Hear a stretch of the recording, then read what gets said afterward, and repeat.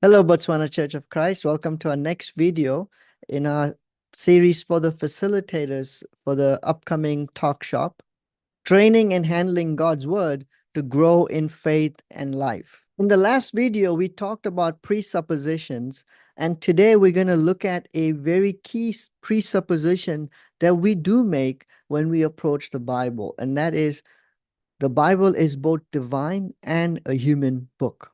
So, just to recap our presuppositions for interpretation, we start with what we're going to look into today, that the Bible is a divine and human book. It's a product of divine revelation, but written by human authors. The next video, we'll look at authoritative and true. This is a presupposition we make about the nature of the Bible, that the Bible is authoritative and true, that the Bible is a spiritual document. The Bible is unified and yet diverse. The Bible is understandable. And finally, the Bible forms canon as Holy Scripture. As I mentioned in the last video, this is from the book Introduction to Biblical Interpretation. I highly recommend this book if you want to purchase it. It's available on Amazon. This is the primary text that we are using throughout this series. So let's start with the scripture we are very familiar with. All scripture is God-breathed in 2 Timothy 3, verse 16 and 17, and is useful for teaching, rebuking, correcting, and training in righteousness, so that the servant of God may be thoroughly equipped for every good work. So the Bible is God-breathed. The Bible is divine revelation. Now, how do we know that? Well, here's a few thoughts that I've put together. You might be able to add a few more to it. So how do we know the Bible is divine revelation? Well, it's first and foremost by faith. We believe the Bible is divine revelation, but we don't just leave it at the faith stage only. We don't just say, oh, we believe, but rather we also can evaluate that belief reasonably. So the second key aspect of the Bible is that the Bible is ancient documents. Now we'll look into this more in the next video on the Bible being authoritative and true. We have then some internal evidences, the reliability of manuscripts, and also archaeological evidences. I've also mentioned the character of the authors. So we can look at the character of the authors. They weren't by any means perfect human beings, but you can look at their character and be able to draw conclusions that they were not trying to lie or cheat or misrepresent or anything. They have no benefit to do that, both then and certainly now. Like, why would they care about us today? We don't think about people who would come 2,000 years from the time we're born. So why would they? And so you can look at the character of the authors and reasonably conclude that these were not people who were trying to cheat, lie, misrepresent the facts or anything like that.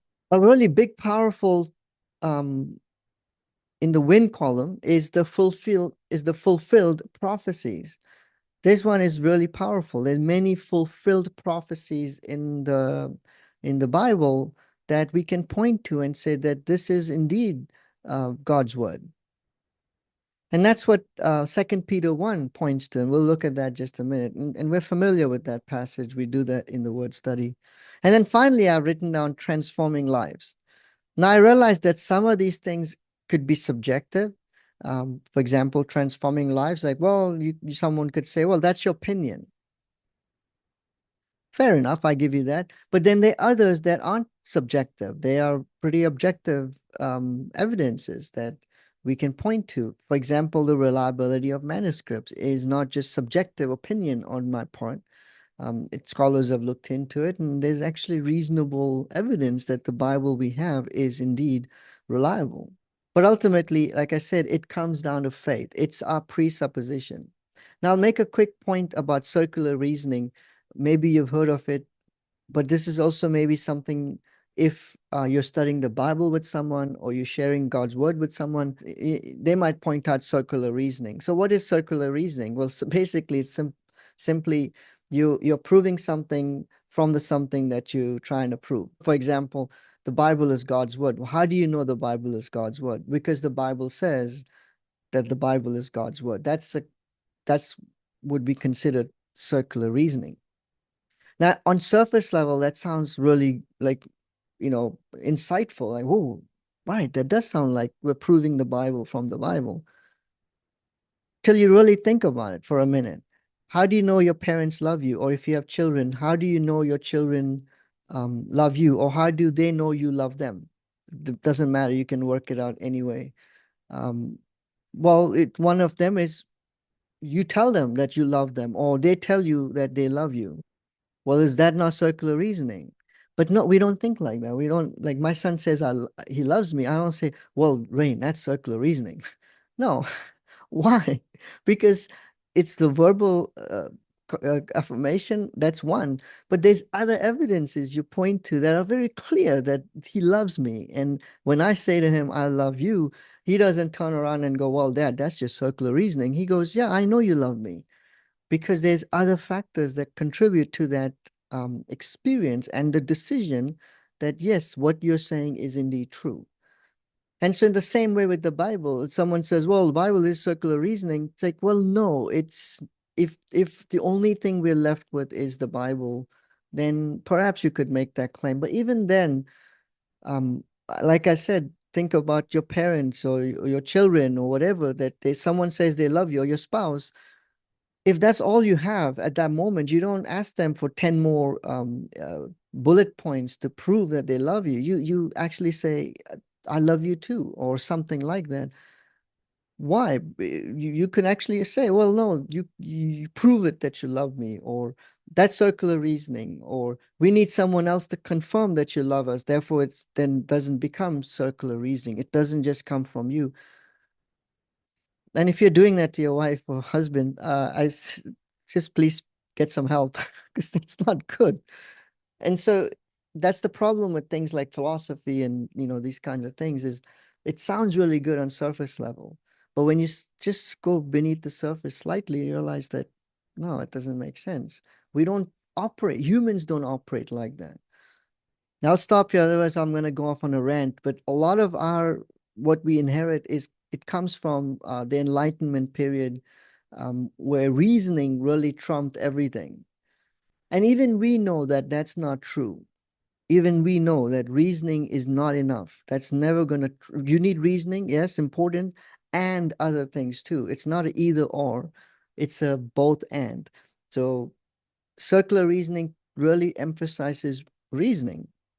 But as we look into it a little bit more closely, we can see that this doesn't really prove the point. It sounds good, but there's more to it. And that's really the Bible, there's more to it. But the presupposition we can confidently attest to is the Bible is divine. Now, does that mean the Bible just floated from heaven and came to earth?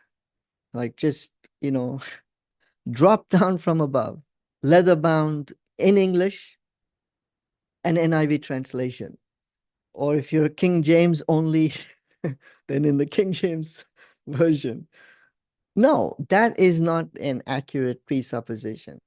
So we know this passage in 2 Peter 1:21, for prophecy never had its origin in the human will, but prophets, though human, spoke from God as they were carried along by the Holy Spirit. The Bible didn't float from heaven to earth, and the Bible is both divine and human. And that's our presupposition. Now, you might be wondering, why are we even having this video? This is pointless. We know this stuff. True. But you may have experienced it already in Botswana. If you haven't yet, it will come to you. It will come to your shores. It'll come to a theater near you soon enough. Just wait. But there's such a big push towards undermining the Bible as being old-fashioned, irrelevant, outdated. And some could even look at it as a spiritual document, which we are. Okay, in a few videos, we'll discuss that. But it's not just a spiritual document, or someone could look at it as just teaching certain values, not all values. But you can learn a few things from this book. But it's not God's word. And that mindset is creeping into the church also. There's a very prominent pastor who, from America, who, in effect, just dismisses the Old Testament and says all that stuff is just, you can just discard in a sense. And for him, Jesus' resurrection is the turning point. So he just sort of zeroes in on that. And so, in a sense, he kind of cuts the tree he's sitting on, because how do we know about Jesus is from the Bible. But if you get rid of the Bible, how would you know about Jesus? Again, you might say, hey, that sounds like circular reasoning. So, but the point is, there's many who kind of, or there's few, I don't know how many, but who subscribe to that, who kind of look at the Bible as not necessarily God's word. Now, I don't know anybody in our family of churches who kind of thinks that way, but I don't know everybody, obviously. But I wouldn't be surprised that at some point, someone in our family of fellowship, in our family of churches, perhaps has that worldview, has that presupposition. But even if not, certainly the people that you're going to be reaching out to, people that you're studying the Bible with, where the Bible is not seen as God's word. That's a presupposition. And so this video hopefully helps build conviction that the Bible is indeed God's word. So here's some passages that tell us that the Bible is God's word. And for example, Genesis 6:7. So the Lord said, I will wipe from the face of the earth the human race. I won't read the whole thing in the interest of time, but notice how the Lord said. Here's Exodus 6, verse 2. God also said to Moses, I am the Lord. 1 Samuel 9, verse 17. When Samuel caught sight of Saul, the Lord said to him, this is the man I spoke to you about. He will govern my people. Zechariah 4, verse 6. So he said to me, this is the word of the Lord to Zerubbabel, not by might nor by power, but by my spirit, says the Lord Almighty. So now what about the New Testament? In 2 Peter 3:16, Peter writes, he writes the same way in all his letters, he being the Apostle Paul, speaking in them of these matters. His letters contain some things that are hard to understand, which ignorant and unstable people distort as they do the other scriptures to their own destruction. So notice how Paul's letters are equated the same equal footing as the Old Testament scriptures. In 1 Corinthians 2, verse 13, this is what we speak, not in words taught us by human wisdom, but in words taught by the Spirit, explaining spiritual realities with Spirit-taught words. If you recall, in John 16, Jesus promises the Holy Spirit, and that's what the Holy Spirit is here to do, among many other things, of course, is to actually instruct God's people, and using the apostles to do that. In Thessalonians chapter 2, verse 13, and we also thank God continually because when you received the word of God, which you heard from us, you accepted it not as a human word, but as it actually is, the word of God, which is indeed at work in you who believe. Similar to the Old Testament, you see how the apostles and the New Testament writers saw their word as not just human words, but word of God. In 1 Timothy 5, verse 18, for scripture says, do not muzzle an ox while it is treading out the grain. You find this verse in Deuteronomy 25, verse 4. And then Paul continues, and the worker deserves his wages, which is from Luke chapter 10, verse 7. So again, another great example of how the Old Testament scriptures lines up right alongside with the New Testament scriptures, and all of it is scriptures.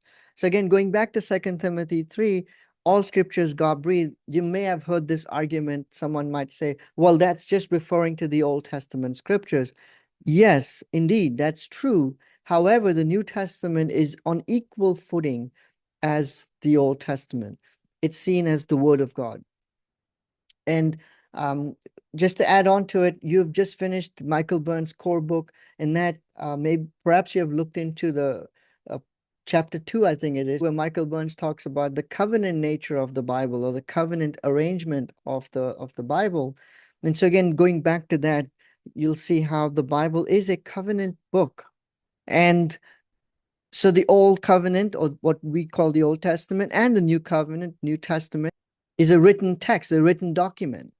Now, in the next lesson, we're going to look at how God's word is authoritative and true. Hopefully, you found this video to be helpful as you're preparing for the talk shop. Love to hear your thoughts and your feedback. Thank you so much again for watching this video. Look forward to the next one. Till then, God bless you.